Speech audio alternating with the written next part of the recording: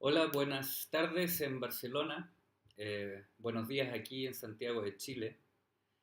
Me presento, soy Federico Aguirre, profesor de la Facultad de Teología de la Universidad Católica de Chile y miembro del Centro de Estudios de la Religión.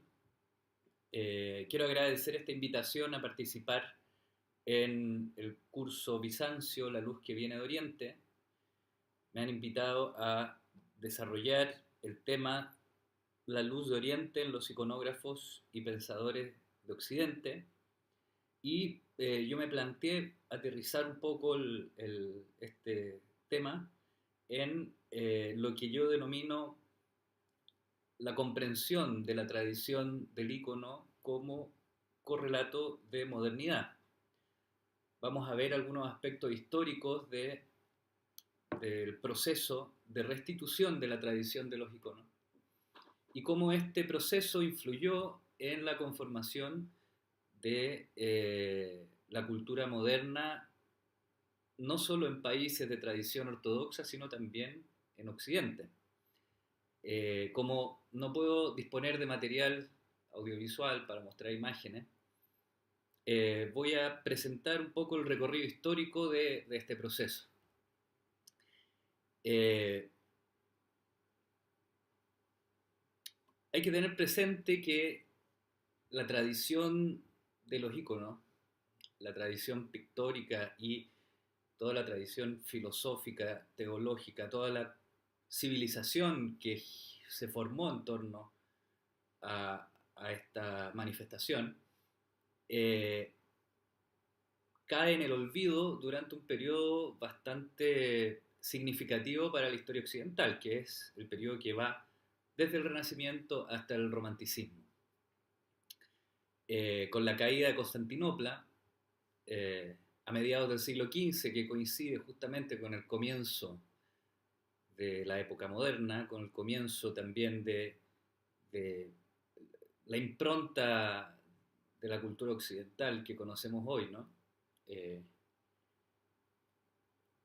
en ese momento, digamos, en el momento en que desaparece el imperio bizantino, la pintura de íconos va a marginarse de lo que podríamos llamar la historia del mundo occidental. Y posteriormente ha sido un trabajo que se ha desarrollado no más de 100 años, digamos, o sea, desde el principio del siglo XX. Ha sido todo un trabajo tratar de incorporar este periodo de la historia a la historia occidental, ¿no? O sea, solemos tener en mente que la Edad Media se corresponde a un periodo eh, de oscuridad, ¿no? O un periodo de primitivo en comparación a los avances científicos, sociales que se observan a partir del Renacimiento. Pero resulta que eh, desde el momento en que se redescubre el mundo bizantino, empezamos a notar que durante esa Edad Media de Oriente, del Oriente cristiano, se desarrolló una civilización sumamente avanzada en comparación a lo que sucedía en Occidente. Y con avanzado quiero decir estructuras sociales y políticas eh, mucho más participativas o más democráticas, podríamos decir, que, eh, que lo que pasaba en el mundo de la Europa occidental. Entonces ha sido todo un proceso tratar de incorporar este mundo al panorama, digamos, de la historia eh, occidental. Dentro de la bibliografía de referencia que tienen ustedes en el documento que hice llegar, que espero que puedan tenerlo a la mano, eh, hay un libro de Hans Belting, Imagen y culto, una historia de la imagen anterior a la edad del arte, donde tenemos una panorámica bastante completa de la historia de la tradición de los iconos.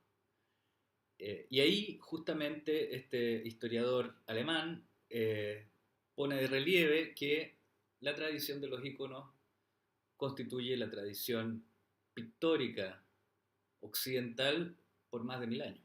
Es decir, eh, desde el periodo de la Antigüedad tardía hasta el Renacimiento, la pintura de iconos marcará el desarrollo de las diferentes manifestaciones que también se dan en Occidente, como puede ser la pintura gótica o el románico. Eh, Bien, como les comentaba antes, a partir de la caída de Constantinopla, a partir de la caída del Imperio Bizantino en manos de los turcos otomanos, el imperio, bueno, y toda la vida cultural, ¿no?, que se desarrolla en el Oriente cristiano, va a perder sus centros urbanos, ¿no? Va a perder en el fondo las plataformas donde se desarrollaba. Y se va a subsistir el arte de los íconos en escuelas, algunas escuelas asociadas a sectores que estaban bajo dominio veneciano hasta bien entrado el siglo XVII, como es Creta, la escuela cretense, ¿no? Va a ser un espacio, digamos, protegido donde va a subsistir el arte, la pintura bizantina, bajo la denominación de la escuela cretense. De ahí proviene justamente Doménicos Theotokopoulos, el Greco, que posteriormente migra a Italia y finalmente a España y desarrolla una obra, digamos, única, una síntesis magnífica entre la pintura bizantina, que es, digamos, de donde él proviene, y la pintura europea, ¿no?, de la época, del Renacimiento.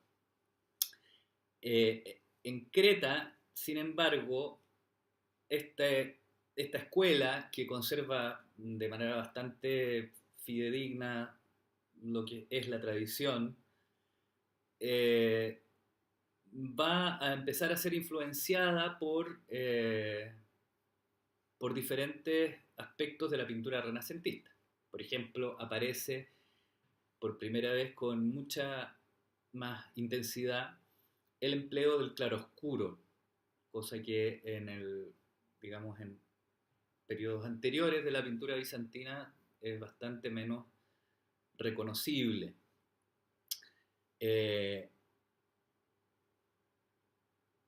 Otra escuela quizás menos presente y menos identificable es la escuela que se desarrolla en el Épiro, que es la zona norte, digamos en la frontera con Albania, donde hay dos talleres más o menos importantes donde se desarrolla, donde se sigue cultivando, digamos, esta tradición. Ahora es importante señalar que si bien la pintura bizantina va a desaparecer, podríamos decir, del panorama, digamos, o del circuito del arte oficial, va a seguir presente hasta el momento en que se restituye como tradición, a principios del siglo XX, como veremos. Va a permanecer en la forma de un arte popular, es decir, un arte que, si bien no está asociado a grandes o a importantes plataformas institucionales, es un arte que va a estar inmediatamente relacionado con la vida cotidiana del pueblo griego, del pueblo ruso y de todos los pueblos de los Balcanes que pertenecen a la tradición del cristianismo oriental. Otro elemento importante o fenómeno, lo que sucede en las islas del Mar Jonio, del oeste, ¿no?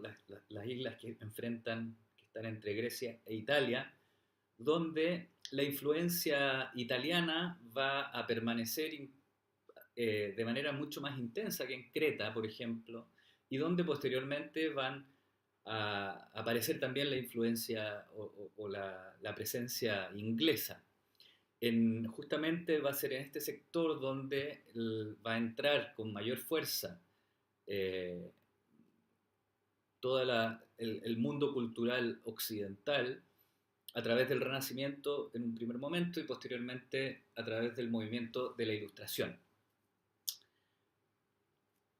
He organizado esta presentación en tres partes.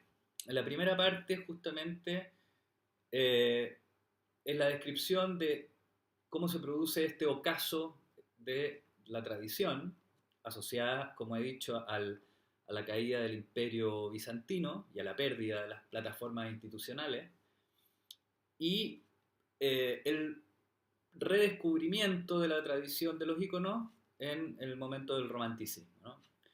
En un segundo momento voy a exponer cómo, una vez que se redescubre este patrimonio, ¿no? Y este tesoro, eh, va a influenciar en la conformación de la literatura, el pensamiento y la pintura moderna a principios del siglo XX.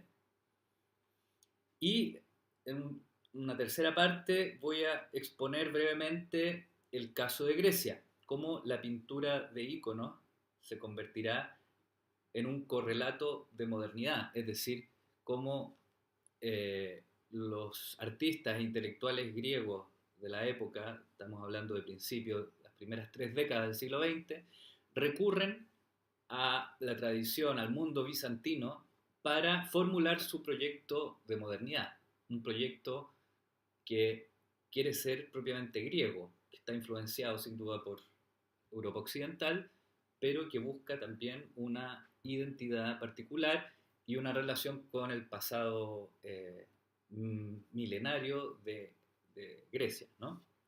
Bien, eh, hemos descrito un poco cómo la tradición de los íconos y, insisto, todo el mundo que gira en torno a esta manifestación, ¿no? Principalmente pictórica, eh, decae, desaparece un poco del panorama eh, institucional, del panorama internacional, eh, y se conservan estos espacios, ¿no? En Creta, en el norte de Grecia y en la zona del Mar Jonio, donde entra en contacto y se va influenciando cada vez más por el Renacimiento. Y por otra parte, eh, esta vertiente, ¿no? De la pintura de íconos como pintura popular, como arte popular. Bien, inmediatamente desde el momento en que cae el imperio bizantino y se va desfigurando un poco esta especificidad, eh, aparece la primera denominación eh, de este periodo de la historia como algo diferente de la antigüedad griega y del Renacimiento, el nuevo periodo que comienza. Esta catalogación, y que cae bajo el nombre de Bizancio, ¿no? En realidad es moderna, es decir, surge en el siglo XV, la palabra, el calificativo de bizantino aparece por primera vez a mediados del siglo XVI en un texto de un monje alemán, la historia de algo así como la historia de, del imperio bizantino, eh, y aparece por primera vez esta denominación. Quiero decir que hasta ese momento, hasta el siglo XVI, tanto los bizantinos como sus vecinos se denominaban y los denominaban romanos y romei.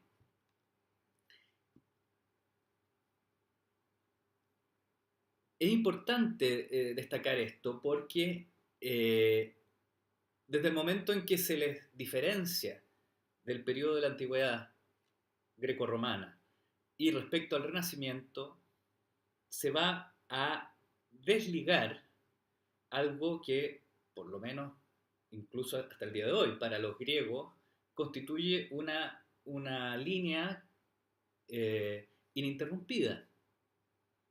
Me refiero a que ven la pintura de íconos, la tradición de, de este arte litúrgico, ¿no? Lo ven íntimamente relacionado con la plástica de la antigüedad clásica. Del mismo modo que lo ven íntimamente relacionado con el arte popular del periodo de la ocupación turca. Entonces tenemos que ser conscientes de que esta catalogación en el fondo sirve para Occidente para organizar su propia línea de tiempo. ¿Ya? Es una catalogación convencional que nos sirve a nosotros un poco para ordenarnos. Pero desde el momento en que se corta su relación con la antigüedad, se da pie inmediatamente a sacarlos del medio, que es justamente lo que pasa con los historiadores de la Ilustración. Hay un texto emblemático que es The History of the Decline and Fall of the Roman Empire de Edward Gibbon, publicado en 1776, donde justamente se declara que el Imperio Bizantino es un síntoma y un resultado de la decadencia del Imperio Romano. Fíjense que aparece como hecho histórico en su momento, es decir, el padre de la historiografía moderna, Gibbon, establece como un hecho, ¿no? esta distinción,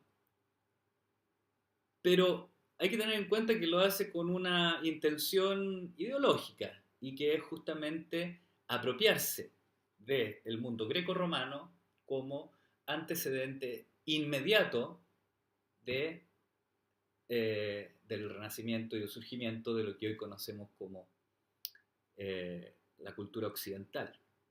¿Se entiende? ¿No? Hay como una suerte de limpieza de la historia.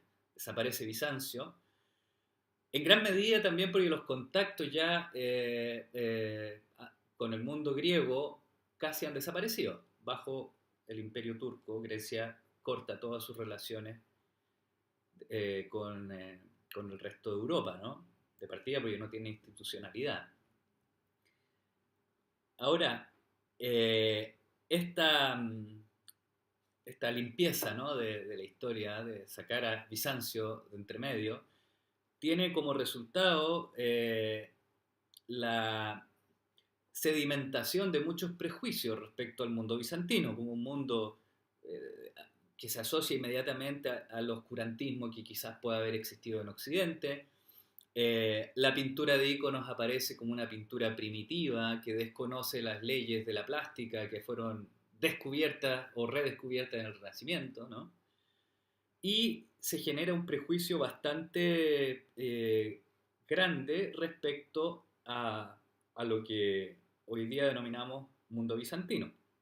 Cosa que incluso va a llegar, digamos, este prejuicio va a llegar a este sector de las islas del Mar Jonio que les comentaba antes, donde un pintor griego, Panayotis Doxarás, fuertemente influenciado por el mundo occidental, principalmente por el Renacimiento, eh, y él justamente va a traducir al griego el Tratado de la Pintura de Da Vinci y en 1726 va a escribir un tratado que se llama Sobre Pintura, donde justamente va a establecer esta diferenciación entre la pintura académica, la pintura correcta, la pintura ilustrada, podríamos decir, del Renacimiento, respecto a esta pintura arcaica y primitiva del mundo bizantino. Fíjense que incluso un griego, ¿no? de esta zona, muy influenciada por Occidente, va a tener esta opinión negativa.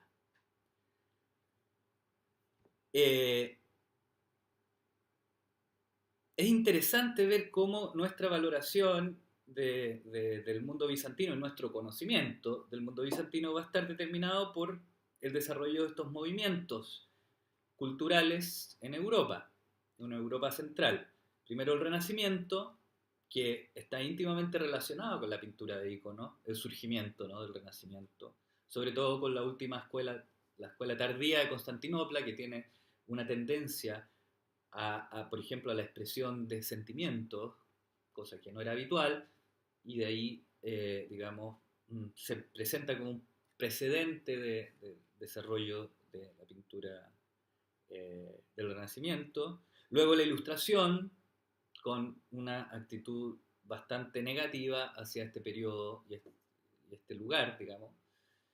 Y en tercer lugar, el romanticismo. El romanticismo va a ser el movimiento que va a dar pie para el redescubrimiento del valor de la tradición de los íconos y todo el mundo cultural que se desarrolla en torno a esta tradición. Y no es solamente por buena voluntad, es porque justamente en ese periodo se desarrolla, aparece como, digamos, como disciplina la arqueología, ¿no? Eh, los intelectuales del romanticismo se caracterizan justamente por un espíritu aventurero. Se realizan viajes por sectores que hasta ese momento eran bastante desconocidos en términos, digamos, de contacto. Eh, Se realizan viajes por diferentes sectores exóticos, ¿no? Y se redescubren no solamente la tradición bizantina, sino que se redescubren otro tipo de... en general el romanticismo tiene como una tendencia, una búsqueda por los orígenes, como una reacción al racionalismo exacerbado de la Ilustración, ¿no? Una búsqueda de los orígenes locales y de orígenes más, incluso más lejanos o más exóticos. Y a través de estos viajes y con esta intención de conocer, eh, una intención de conocer quizás más desprejuiciada que la de la Ilustración, ¿no? Que todo conocimiento que no entra en este esquema del racionalismo es un conocimiento inútil. El romanticismo se va a caracterizar por una curiosidad y por una actitud bastante más positiva, ¿no? Y en concreto, respecto a lo que nos ocupa la tradición de los íconos, hay un arqueólogo francés que va a visitar el Monte Athos, que es una península en el norte de Grecia, eh, una suerte de república monástica, y va a entrar en contacto, va a conocer de primera mano, digamos, estas maravillas, las maravillas de la pintura bizantina, y se va a encontrar con un manual de pintura escrita por un monje del Monte Athos que se llama Dionisio de Furná, y este texto se llama, el texto escrito por Dionisio se llama La interpretación del arte de la pintura, y es un manual iconográfico que es un documento invaluable porque es una suerte de síntesis escrita a principios del siglo XVIII, justo cuando quizás la tradición ya estaba quedándose solamente en una práctica popular. Él escribe este manual donde recupera eh, parte importante de los procedimientos técnicos, de los tipos iconográficos tradicionales. Adolphe Didron, este arqueólogo francés, encuentra este texto y le llama profundamente la atención, a tal punto que lo traduce al francés en 1845, traducción que va a tener gran popularidad en el medio europeo. Posteriormente se traduce al alemán y comienza a circular, ¿no? Es decir, por primera vez se entra en contacto con los procedimientos y con la descripción detallada de esta pintura, ¿no? Que vista según los cánones del Renacimiento y del clasicismo de la Ilustración, era una pintura bárbara, ¿no? Una pintura que desconocía la perspectiva, por ejemplo, cosa que ya está archi demostrada que no era así. hay un empleo diferente de la perspectiva, del color. Eh, por una parte, entonces está este redescubrimiento del mundo bizantino por parte de la arqueología. Por otra parte, sin embargo, eh, que es como una suerte de fenómeno paralelo que da pie a otro camino, digamos, porque el camino de la arqueología es el camino del museo, ¿no? Es decir, encontramos estas piezas de un pasado eh, que no ha sido correctamente valorado, pero que van a terminar en un museo.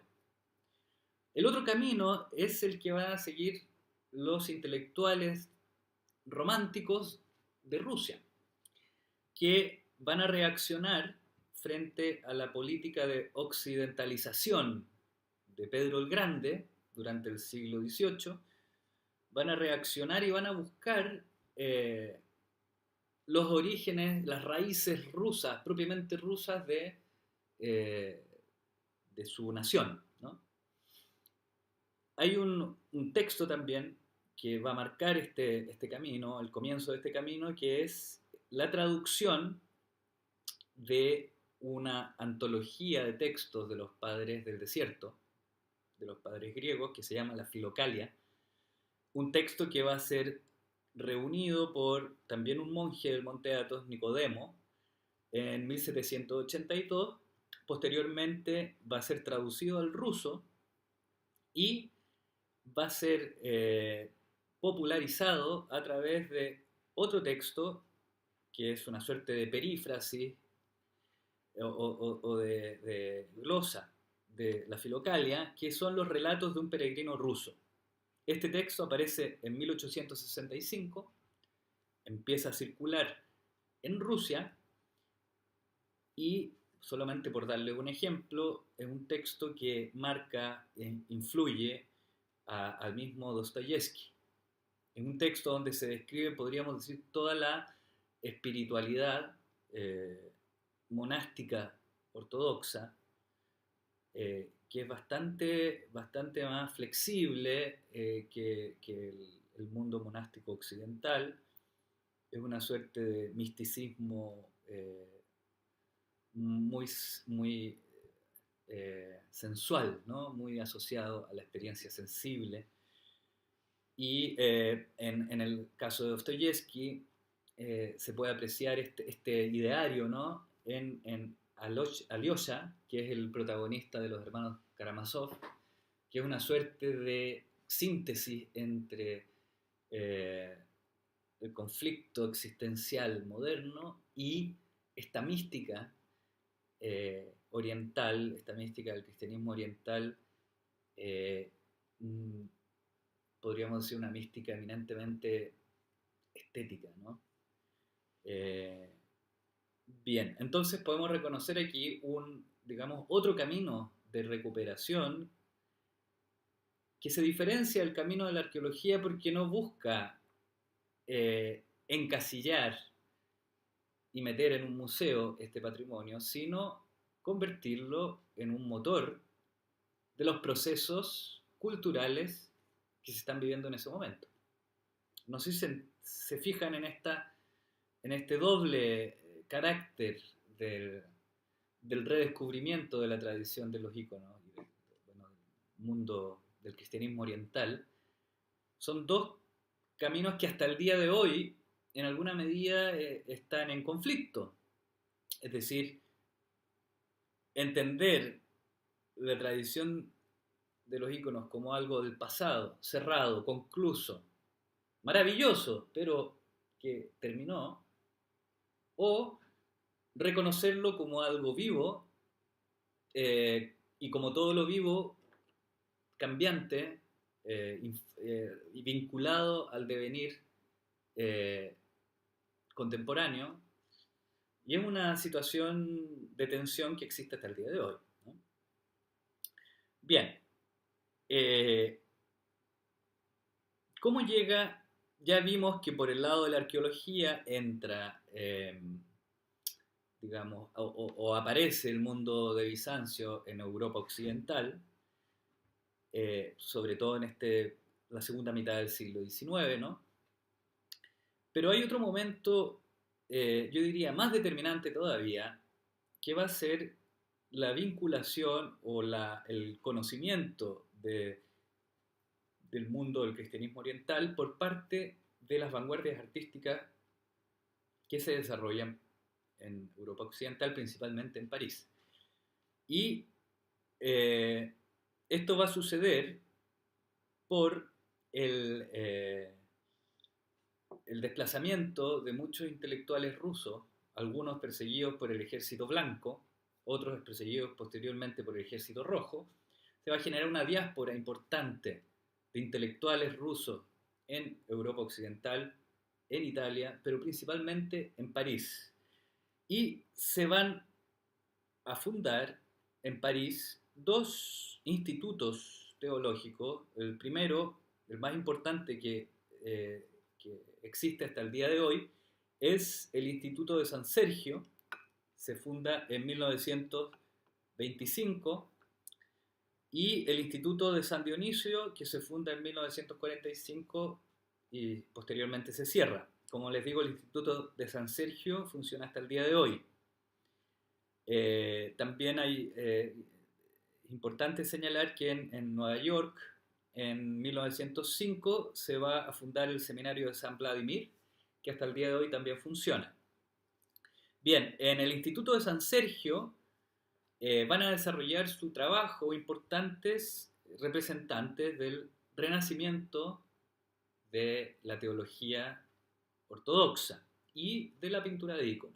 Entre ellos, cabe señalar a George Florovsky, a Paul Evdokimov y Leonidas Suspensky, que es justamente pintor de íconos y es autor, junto con Vladimir Lossky, otro personaje importante, autor de La teología del ícono, un libro que se publica en francés en 1960 y que está traducido al español hace un par de años, creo que 2013, eh, justamente donde se busca, donde se plantea qué es la tradición del ícono en términos teológicos y en términos como práctica actual, ¿no?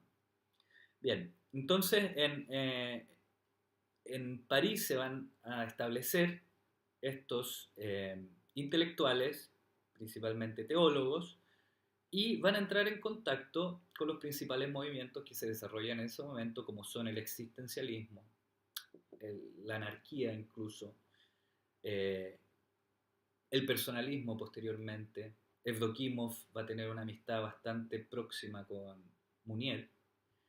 Eh, Otros personajes, digamos, importantes de esta diáspora son Nikolai Berdiayev, Sergei Bulgakov. Bien, ellos van a traer en alguna medida a Europa Occidental esta otra línea que comentábamos antes, ¿no? Esta línea que busca vincularse a la tradición eh, filosófica y pictórica de los íconos de manera viva, actual, ¿no? Y además, muchos de los artistas de las vanguardias europeos van a comenzar a viajar a Rusia.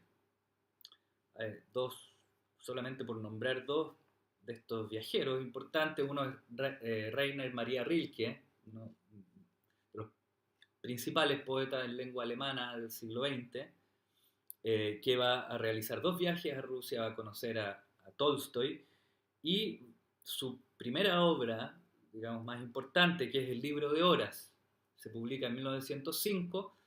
La voz lírica de este ciclo de poemas es un monje justamente pintor de íconos. Matisse también va a viajar a Rusia, y al contemplar los iconostasios y la pintura, digamos, los íconos en las iglesias, le va a decir a sus colegas rusos, Ustedes no tienen que ir a buscar a ninguna parte, la modernidad la tienen aquí, ¿no? Refiriéndose a la pintura de ícono. También grandes representantes eh, de la pintura de las vanguardias rusas van a estar vinculados al estudio de la tradición de los íconos. Eh, este contacto, además de estos institutos, estos intelectuales que circulan por París, se va a hacer más directo y más productivo a causa de tres exposiciones de íconos que se van a realizar en Rusia, en Alemania e Inglaterra. En 1903 en Rusia, 1926 en Alemania y 1929 en Inglaterra. Piensen que el público europeo va a entrar en contacto por primera vez con esta pintura y se van a maravillar, digamos, de la libertad expresiva, sobre todo en comparación con la pintura neoclásica, con todo el ciclo neoclásico europeo que se desarrolla desde el Renacimiento y que es una pintura bastante normativa, ¿no? Marcada por el naturalismo, por, y por la institución de la academia. Todos los pintores de las vanguardias que justamente estaban buscando una libertad expresiva, nuevos lenguajes, se van a quedar maravillados con estas exposiciones junto con otras. Por ejemplo, las exposiciones que se hacen también de las máscaras africanas, ¿no? Que son las que ve Picasso y se inspira para desarrollar el, sus primeras búsquedas cubistas, ¿no? Bien, otros representantes de la literatura moderna que entran en contacto con y que se inspiran en el mundo de los íconos son, por ejemplo, William Yeats, que en 1933 publica su poema Zarpando hacia Bizancio, y donde dice, contemplando la voz lírica del poema, ¿no? Contemplando un mosaico, dice, oh vosotros, sabios, que estáis sumergidos en el oro de la sabiduría, venid y darle alma a este canto que ya no tiene corazón, ¿no? Refiriéndose sin duda a la caída, a la decepción que sienten los artistas de las vanguardias respecto a la gran tradición europea, ¿no? Dice, busca en esa, o ve en esas figuras que flotan en el oro, en la luz, ¿no? Los evoca, los convoca, les pide, ¿no? Que inspiren este nuevo canto que quiere surgir de la ceniza, ¿no? Eh, Otro caso muy interesante es el de Hugo Ball, uno de los principales representantes del movimiento Dada, que en 1923 va a publicar un libro que se llama El cristianismo bizantino, es una suerte de comentario a textos de Dionisio Areopagita, de Juan Clímaco y Juan Crisóstomo, si no me equivoco. En sus diarios, Hugo Ball va a decir, para poder entender el cubismo hay que leer a los padres de la iglesia, refiriéndose a los padres orientales, ¿no? Bueno, si se fijan hay una serie de vínculos, relaciones con el mundo bizantino, como con otras culturas, no solamente el mundo bizantino, como les comentaba, Picasso va a tener un vínculo con el mundo de estas esculturas rituales africanas, Gauguin se va a ir a, a las islas, ¿no? A buscar sus modelos. Eh, pero se reconoce, digamos,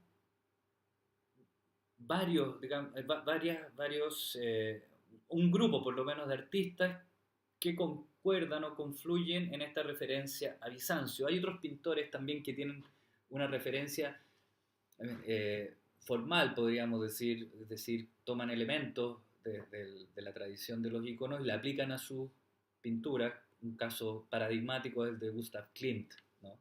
Donde pueden ver esto, eh, el beso de Gustav Klimt, ¿no? Que es una pintura plana que con gran, con, donde el uso de los dorados juega un rol fundamental y se reconoce esta modulación, ¿no?, de los mosaicos. Eh, Rouault, otro ejemplo, ¿no?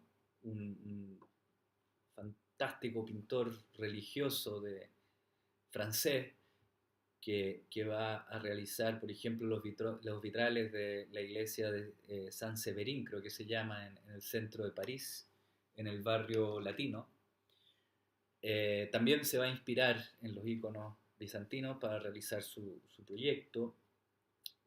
Y luego están los representantes de las vanguardias rusas, que van a tener también gran influencia en el desarrollo de la pintura moderna. Uno de ellos, por ejemplo, un representante del constructivismo ruso, Vladimir Tatlin, eh, va a comenzar su trayectoria artística como pintor de íconos. El otro, que es digamos, un ejemplo emblemático, es el de Casimir Malevich, el padre del suprematismo, uno de los padres también de la pintura abstracta. Malevich conocen, imagino, no sé si lo asociarán con Malevich, pero es una imagen bastante como paradigmática, ¿no?, de las vanguardias, el cuadrado negro sobre fondo blanco de Malevich, que se va a exponer en 1915 en Rusia, junto con otros cuadros que son composiciones geométricas minimalistas, ¿no? Entonces se van a disponer en una sala y Malevich va a situar el cuadrado negro, que es como una suerte, es casi como eh, el punto final de las búsquedas plásticas de las vanguardias, es decir, no se puede ir más allá de un cuadrado negro, que es como la, sobre un fondo blanco, ¿no? Ausencia total de color, ausencia total de composición. El cuadrado es la figura geométrica más, digamos, menos modulable, más estática, ¿no? Es el punto final. Y sitúa ese cuadro en el vértice de la sala con una leve inclinación hacia adelante, de la misma manera en que se sitúan los iconos en los iconostasios familiares de las casas del pueblo ruso y del pueblo griego y de todos los pueblos de tradición ortodoxa, hasta el día de hoy. Si se fijan, los iconostasios se ubican en el vértice, es decir, donde se encuentran los dos muros, por una razón litúrgica, y es porque desde allí, desde el vértice, se domina todo el espacio. Es decir, es la relación más dinámica que se puede establecer con el espacio, porque en el muro se establece una relación unidireccional. En cambio, desde el vértice se domina todo el espacio, y como el icono es una presencia, es decir, no es una representación, es la presencia del santo, la presencia de Cristo y de la Virgen, actúan a través de la imagen, se situó en el lugar donde pueda dominar y ver y relacionarse de la manera más dinámica con el espacio, con nuestro espacio, ¿no? Y curiosamente, Malevich sitúa esta obra, El cuadrado negro sobre fondo blanco, que es quizás el alfa y el omega de la pintura abstracta, tal como se sitúan los iconos. Y aquí es interesante porque observamos vinculación con la función litúrgica de los iconos. Mientras que en muchos otros casos, como el de Klimt, se observa una referencia formal. Uno ve el cuadrado negro de Malevich y no lo asocia directamente a un icono. Es muy difícil, formalmente, es decir, no hay un parecido. En cambio, un cuadro de esa época de Klimt, la época del beso, es perfectamente asociable a un mosaico bizantino.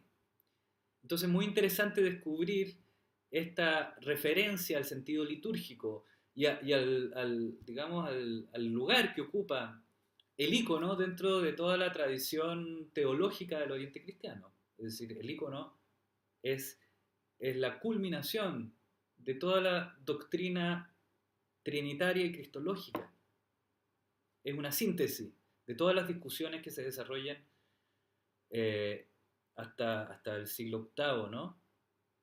Y justamente establece que el corazón de la revelación cristiana es la encarnación. Dios se encarna y dado que se encarna, su rostro, sus rasgos físicos, son un lugar privilegiado de su revelación.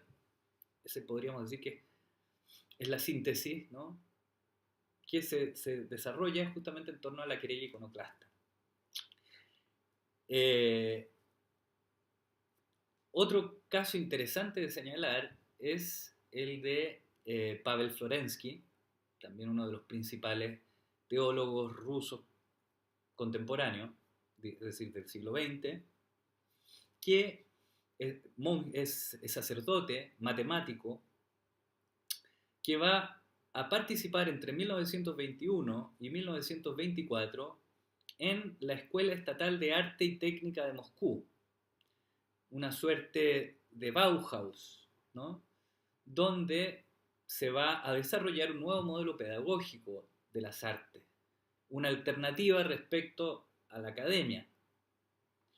En estos talleres, ¿no?, este nuevo modelo pedagógico como la Bauhaus o como en Moscú, se va a buscar, por ejemplo, se va a desarrollar muchas experimentación, se va a buscar nuevos medios de expresión, se va a dar un énfasis especial a la especificidad de la experiencia sensible, es decir, cómo percibimos. Se van a desarrollar estudios sobre la percepción, cosa que en el mundo, digamos, eh, de la tradición precedente de la pintura neoclásica, ese tipo de estudios estaban ausentes, ¿no? Era como señalaba antes, una pintura mucho más normativa. Bien, Florensky va a estar a cargo durante este periodo, entre 1921 y 1924, de la cátedra Análisis de la Espacialidad en la Obra de Arte, donde justamente se va a estudiar cómo se relaciona la pintura con el espacio, ¿no? En el material de este curso va a dar origen a la publicación La perspectiva invertida, está en la bibliografía de referencia también que les adjunto, que es un tratado justamente sobre la concepción del espacio en la pintura de icono. Es muy interesante porque Florensky de partida va a demostrar, a través justamente de su dominio de la matemática, que la perspectiva no es el modo en que percibimos la realidad. La perspectiva es un recurso pictórico, pero no se corresponde con la percepción visual, cosa que ya está archidemostrada y que 3 o 4 años después el gran historiador del arte Panofsky también va a desarrollar la misma tesis, ¿no? Y que la perspectiva se conoce desde el mundo egipcio. Lo que pasa es que se emplea de otra manera. No es la perspectiva central del Renacimiento. es una perspectiva multifocal, ¿no? Bien, este estudio, fíjense, Florensky enseña en el semillero de los pintores de las vanguardias rusas. Y toda su teoría sobre el espacio en la pintura se basa en el estudio de la pintura de ícono. Si se fijan, entonces, esta línea, digamos, como de descubrimiento de la tradición como recurso para el desarrollo de la modernidad, va a superar las fronteras de los países de tradición ortodoxa y va a empezar a entrar en el mundo de la Europa occidental, que hasta ese momento, como les comentaba, consideraban, hasta el romanticismo, el mundo bizantino y la tradición de los íconos como un mundo primitivo. Me gustaría, en los minutos, el tiempo, la media hora que queda, presentar el caso de Grecia, donde, por ejemplo, a diferencia de Rusia, que toda esta relación y este redescubrimiento se va a dar en la diáspora a causa del régimen soviético, que como sabemos va a, en un principio, en la revolución van a participar muchos personajes, representantes de la iglesia, porque van a ver en la revolución justamente una posibilidad de renovación, donde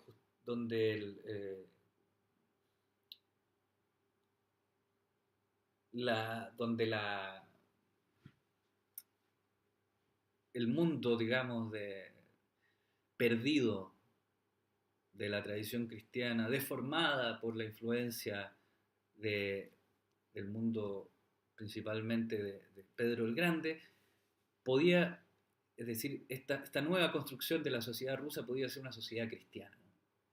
Ahora, esto va a durar las primeras 3 décadas y inmediatamente el régimen soviético va a perseguir con bastante crueldad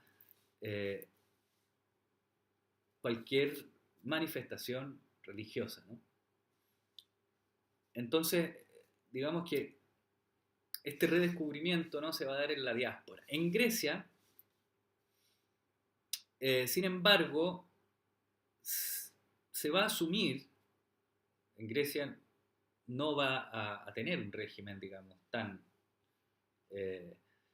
autoritario, van a entrar sin duda las ideas digamos, revolucionarias, como en todo el mundo se va a influenciar, pero en ningún momento va a cortar con la religión. De hecho, incluso en sectores agnósticos reconocen en el mundo, en el cristianismo, bueno, en la iglesia, el órgano de cohesión que va a mantener la identidad griega durante todo el periodo de la ocupación turca. Justamente porque era la manera de identificarse como griego. Era el lugar, el espacio donde podían cultivar la lengua, donde podían incluso tener una educación griega en las iglesias, ¿no? Bien, Grecia en un proceso bastante largo, se va a independizar de los turcos formalmente en 1830 más o menos, cuando se declara la independencia, pero va a ser un proceso largo. Por ejemplo, Tesalónica, que es la segunda ciudad de Grecia, se va a incorporar a principios del siglo XX. Y así otros sectores que se van a demorar en ser incorporados a lo que hoy conocemos como Grecia, ¿no? Va a ser un proceso largo y bastante conflictivo, porque va a aparecer la pregunta, bueno, ¿y qué es Grecia, no? Es decir, como Estado-nación. ¿Se identifica con Europa o se identifica con Oriente Medio, con Asia Menor? ¿Se identifica con la Ilustración o se identifica con algún otro tipo de tradición intelectual? Y se va a generar un conflicto que hasta el día de hoy es bastante presente, ¿no?, en el mundo griego, entre líneas más europeístas y líneas más orientalistas, por decirlo de alguna manera, eh, donde se otorga un valor importante a la cultura popular, por ejemplo, ¿no? Bien, una figura central de el redescubrimiento de los íconos en Grecia va a ser Fotis Kondoglu. Fotis Kondoglu es un pintor y escritor griego que va a vivir durante toda la primera, va a nacer a finales del siglo XIX, muere en los años 60, mediados de los años 60, y va a jugar un rol fundamental en el ambiente intelectual griego de la primera mitad del siglo XX. Kondoglu vive en París entre 1914 y 1919, donde tiene contacto con las vanguardias artísticas, con todo lo que está pasando, digamos, en Europa Occidental, y regresa a Grecia en los años 20, cuando hace un viaje al Monte Athos, el mismo lugar donde fue Diderot, en el siglo XIX, y descubre esta maravilla de los frescos bizantinos. Y dice, en alguna medida, lo mismo que planteaba Matisse, ¿no? Aquí veo todos los recursos y todas las herramientas para hacer mi pintura, que es una pintura moderna, ¿no? O sea, yo soy de esta época, estoy buscando referentes, estoy buscando, digamos, nuevos referentes. La cultura europea decimonónica no se identifica con lo que yo soy, y encuentra en esto un lenguaje plástico. Es decir, lo va a reconocer inmediatamente como, no como un estilo, sino como una manera de pensar pictóricamente. Y va a desarrollar un recorrido por toda Grecia estudiando las diferentes técnicas tradicionales de producción de íconos. De hecho, va a ser el primer pintor moderno en Grecia que va a pintar nuevamente al fresco. Después de este viaje, el año 1923, entonces Kondoglu, que había tenido contacto con las vanguardias europeas, va a realizar un giro que va a ser progresivo, va a reconocer de partida la pintura de íconos como un sistema pictórico, no solamente como un estilo, y va a empezar a emplear este sistema pictórico para el desarrollo de su obra. Una obra que, como les digo, no pretende imitar la pintura del pasado, sino constituirse en un proyecto de modernidad. Lo mismo se reconoce en su obra literaria, que no vamos a entrar ahí porque es otro mundo, pero también en su obra literaria va a ser un gran cultor de la lengua popular, por ejemplo. Bien, solamente por señalarles, digamos, la magnitud del trabajo de Kondoglu, en 1937 se ganará un concurso para pintar los murales del Ayuntamiento de Atenas, 1937. Es una historia de todo, digamos, de Grecia, desde la mitología hasta la revolución de principios del siglo XIX contra los turcos. Y justamente en ese proyecto se va a plantear restituir la técnica. Dice en textos de la época, dice, hay que buscar una manera propiamente griega de pintar. Y él la va a encontrar justamente en la tradición de los íconos, que la reconoce él como una consecución natural o un desarrollo natural de la pintura de la antigüedad clásica, ¿no? Otro hito es la publicación de este libro que tengo digamos, la suerte de tener, que se llama Éfrasis, expresión del arte ortodoxo, que es un manual un manual con diferentes, con dibujos, con pinturas y con una descripción detallada de los aspectos técnicos de la pintura de iconos. A partir de toda esta experiencia de recorrer, ¿no?, Grecia, buscando, estudiando las características técnicas, ¿no? También trabajó como conservador del Museo Bizantino, que se forma justamente en esa época, en los años 50 más o menos, y a partir de toda esta experiencia le escribe son 2 volúmenes, que en el fondo es un manual de iconografía, que va a recibir el premio de la Academia en el año 61, ¿no?, de la Academia de Atenas. Bien, eh, Kondoglu va a ser un actor fundamental de la denominada generación del 30. La generación del 30, de los años 30 en Grecia, se reconoce como un momento culminante del desarrollo de la cultura greco-moderna. Es decir, de esa época es Pikionis, el gran representante de la arquitectura moderna griega,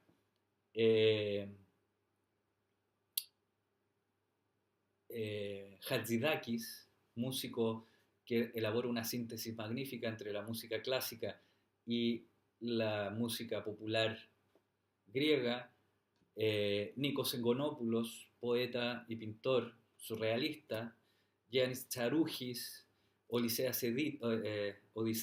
Elitis, premio Nobel de Literatura, Yorgos Seferis, premio Nobel de Literatura, íntimo amigo de T.S. Eliot, con quien tiene correspondencia.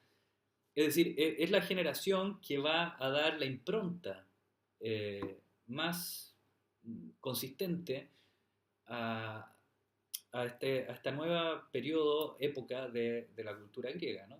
Es una generación bastante importante. Kazantzakis también va a participar de esta generación, a pesar de que es mayor, pero va a ser un referente. Bueno, y Kondoglu justamente va a ser maestro de Nikos Engonopoulos y de Charougis. Ellos van a empezar, van a trabajar con Kondoglu en su taller y, bueno, van a seguir posteriormente sus propios caminos. Va a ser una figura importante Kondoglu, y no solo en la pintura, sino también en la literatura. Ahora, a partir de los años 50, Kondoglu va a plantearse restituir la pintura de iconos como tal. Es decir, en un tercer estadio, podríamos decir, primero contacto con las vanguardias, después reconocimiento, descubrimiento de la pintura bizantina como un sistema plástico que puede emplear para pintar cualquier cosa. Y finalmente un tercer estadio donde se plantea ya dedicarse solamente a lo que él denomina la pintura eclesial o pintura ortodoxa, ¿no? Hagiografía le va a llamar, la pintura sacra, podríamos decir. Y entonces se plantea ya de manera sistemática restituir la tradición de icono, es decir, volver a pintar iconos y solo iconos. Este giro va a significar, si bien por una parte va a significar plantear y establecer ya formalmente la pintura de iconos como una práctica contemporánea. Hoy en día es una profesión colegiada el pintor de iconos. Los encargos, hay importantes encargos institucionales a este gremio. Todo eso se lo debemos en gran medida a Kondoglu. Pero por otra parte va a significar una cerrazón importante al contacto y al diálogo con la pintura moderna y la pintura contemporánea posteriormente, ¿no? Kondoglu va a desarrollar una diferenciación taxativa entre pintura sacra y pintura secular, entre Picasso y lo que él hace. Y en mi opinión, eso va a entorpecer un poco el proceso el vínculo, la relación que toda tradición, si quiere ser una tradición viva, debe tener con la cultura y con los acontecimientos de su época, ¿no? Ahora, creo que esa cerrazón, ese giro, se da en gran medida porque fue bastante criticado Condoglu.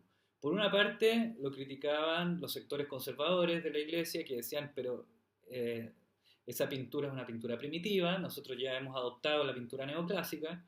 Y por otra parte, sus mismos compañeros de época que lo consideran un retrógrado, que vuelve a pintar iconos como si, eh, es decir, sin crear un nuevo proyecto, ¿no?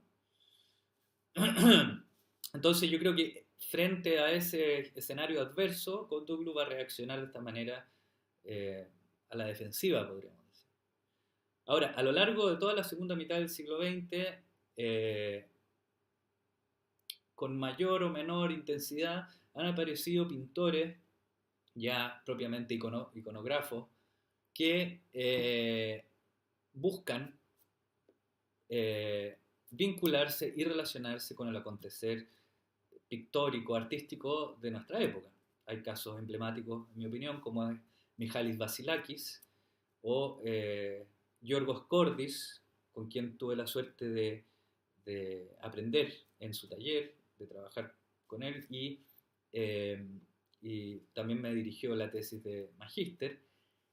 Cordis justamente eh, en toda su obra, digamos, académica, eh, hace toda una descripción de este sistema plástico que hay detrás de la pintura de icono.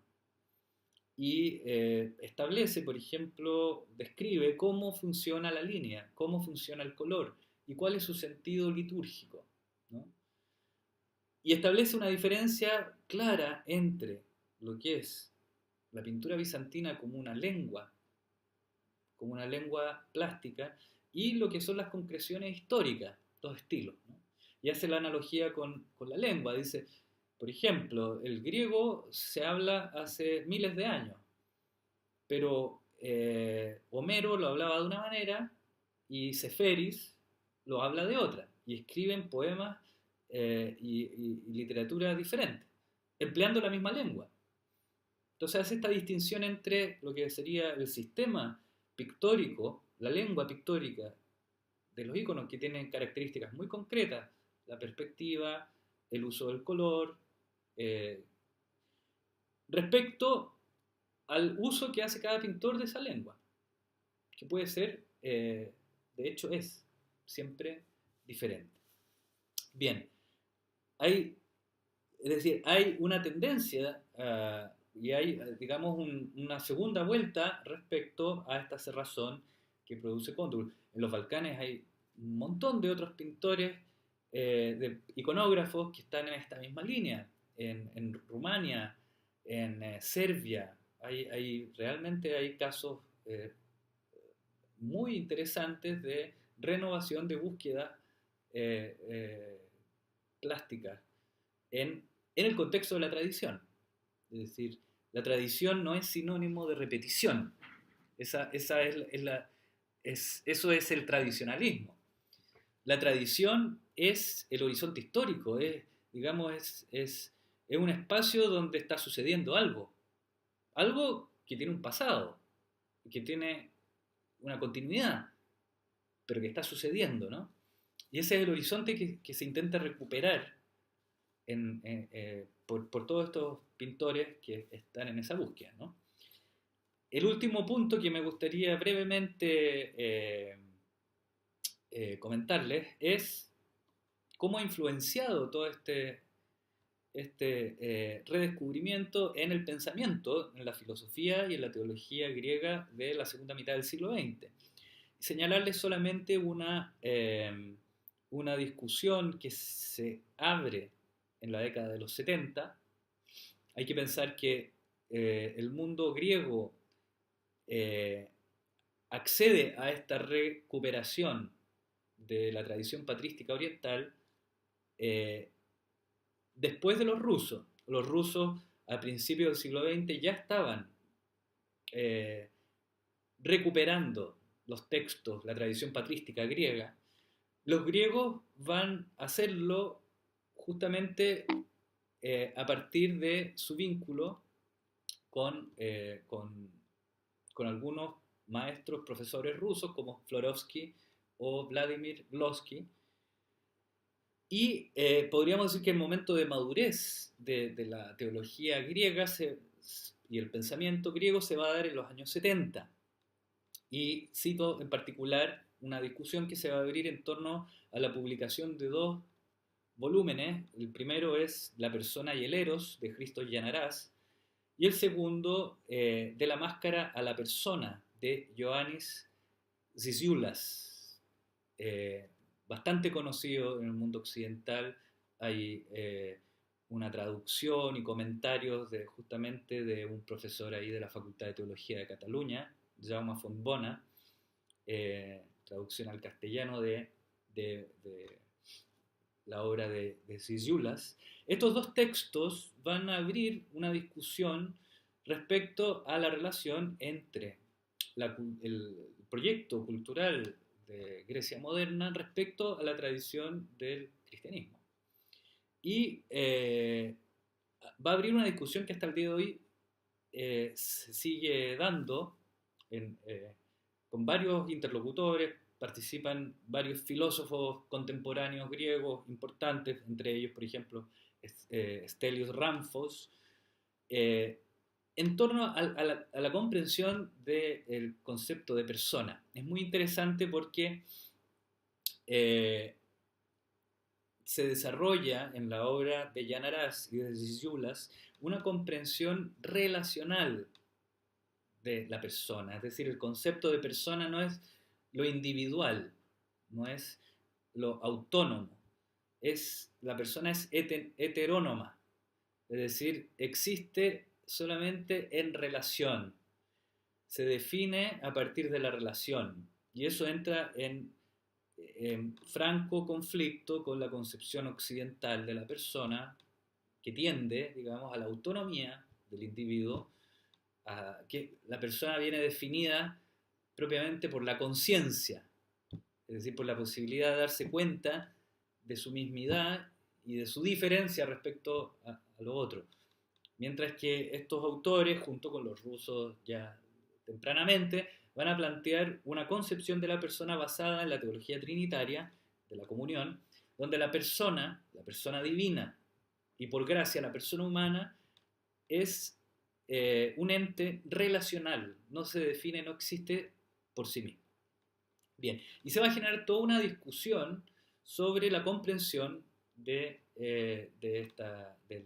este concepto, que va a tener influencia también en la concepción de la sociedad, sin duda. Esta discusión está íntimamente relacionada con el giro teológico, el denominado giro teológico de la fenomenología en Occidente, que es otra discusión que se da en Francia entre Derrida y Jean-Luc Marion, que es un autor francés, filósofo, gran representante de la fenomenología, que justamente va a tomar elementos de la tradición del cristianismo oriental aplicados a su proyecto fenomenológico, ¿no? Y va a entrar en conflicto, en debate con una fenomenología más dura, más laica, por decirlo de alguna manera. Y esta discusión se ha abierto también al mundo latinoamericano. En Colombia hay dos o tres profesores que han seguido esta discusión y la han referido con bastante detalle. Bien, veo que se me está acabando la batería del computador y creo que ya ha sido más o menos expuesto todo lo que les quería contar. En la bibliografía encuentran, les puse bibliografía de referencia, también el texto de Florensky, La perspectiva invertida, donde pueden ver un poco los detalles de esta lengua plástica, ¿no? Una descripción de cómo funciona el icono, más allá de lo que vemos como estilísticamente. Y una traducción que hice sobre un prólogo de una de las últimas obras de Gianaras, de Christos Gianaras, donde podemos ver una síntesis de su proyecto filosófico. Jan Arast se caracteriza porque va a buscar vincular las principales corrientes del pensamiento contemporáneo, de la filosofía contemporánea occidental, con la tradición patrística griega. Principalmente el existencialismo, o bueno, más bien Heidegger, el existencialismo de Heidegger, y la filosofía analítica de Wittgenstein.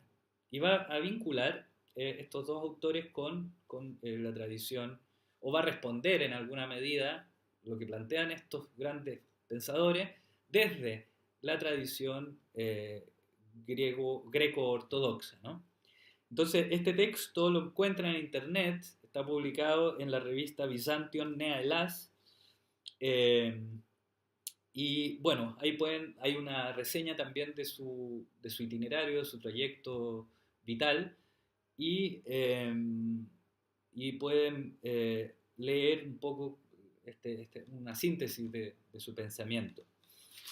Eh, bueno, les agradezco la atención, espero que haya sido más o menos ilustrativo. Eh, Cualquier cosa que necesiten, les dejo mi mail para que nos comuniquemos con gusto de poder complementar cualquier cosa que les interese de bibliografía o donde puedan buscar información sobre alguno de los temas que he presentado. Mi mail es federico.aguirre@uc.cl, federico.aguirre@uc.cl. Muchas gracias y que tengan un hermoso final de curso de Bizancio, la luz que viene de Oriente. Gracias.